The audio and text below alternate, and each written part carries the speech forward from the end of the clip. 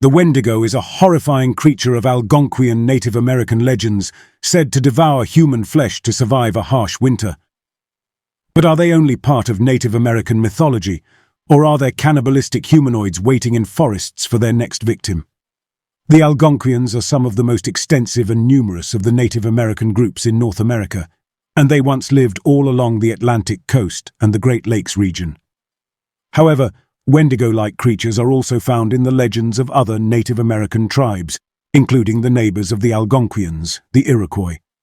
Amongst these peoples, a creature known as the Stonecoat bears some similarities to the Wendigo. But what is a Wendigo? Roughly translated, the word Wendigo, also spelled Windigo and Windigo, means the evil spirit that devours mankind.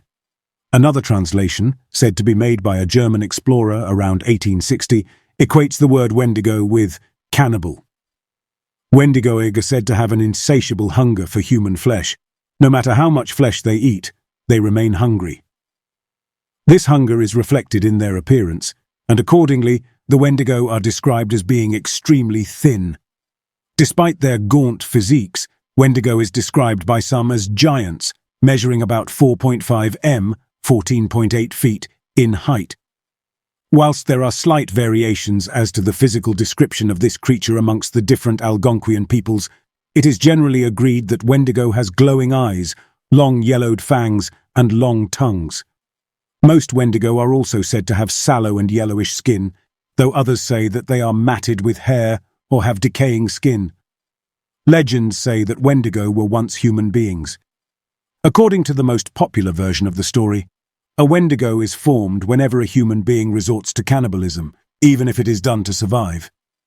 When a person consumes the flesh of another human being, he or she is believed to be overcome by evil spirits and transformed into a Wendigo.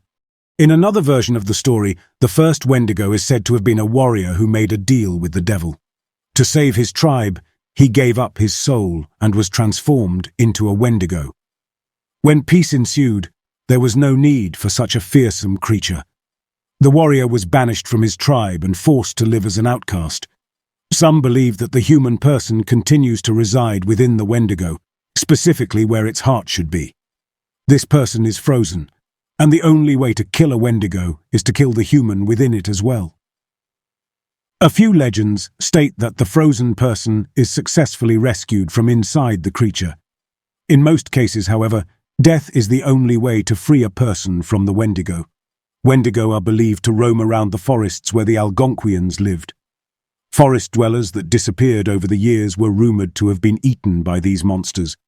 Many Wendigo sightings have been reported over time, not only by Native Americans but by white settlers as well. For example, between the late 1800s and the 1920s, a Wendigo is said to have appeared near a town called Roseau in northern Minnesota.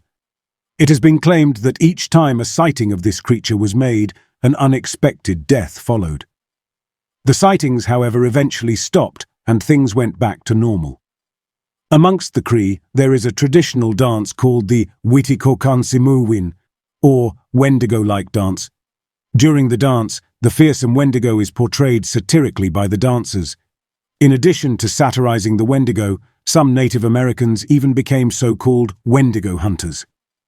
Belief in the Wendigo forms just a small part of American belief in the supernatural, with 1 in 8 Americans having admitted to a psychic reading, according to the Psychic Guild. At the beginning of the 20th century, an 87-year-old Cree man by the name of Jack Fiddler was tried for the murder of a Cree woman. Whilst he pleaded guilty to the crime, he defended himself by saying that the woman was on the verge of transforming into a Wendigo as she was being possessed by the evil spirit. Therefore, she had to be killed before she murdered other members of the tribe. In addition to this woman, Fiddler claimed to have slain at least 13 other Wendigo during his lifetime,